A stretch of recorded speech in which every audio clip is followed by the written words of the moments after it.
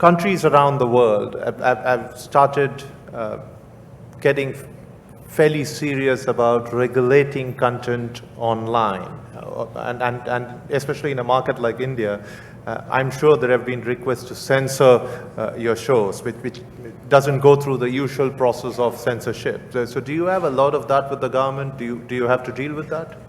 You know, I think every country is wrestling with some aspects of the internet, particularly social media, you know, and what those effects are. For curated entertainment, you know, there's many fewer issues.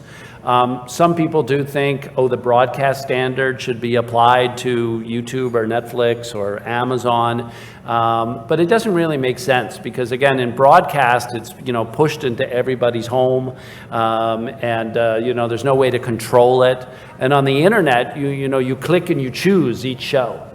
So it's, you know, there's much more openness to content that way because the people in their homes are in control of that. So, you know, what the government's done is ask the industry to put together a self-regulation code, which everyone has been working on. And I think that will be a very pragmatic middle ground that allows...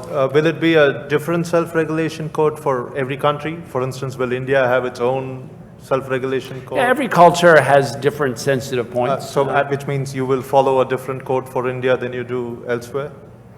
You know, we have to comply with all of the local laws and local codes, but there's not tremendous variation. You know, we don't have porn, and we don't have, I don't know, things that are, you know, that most societies feel like are really bad. So sacred games is on, you know, every country.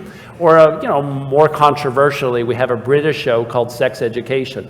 And it's very cute because the mom is a sex therapist, and the 16-year-old boy, who of course knows nothing about sex, like most 16-year-old boys, and yet he could talk a great game because he's been listening to his mom do sex therapy.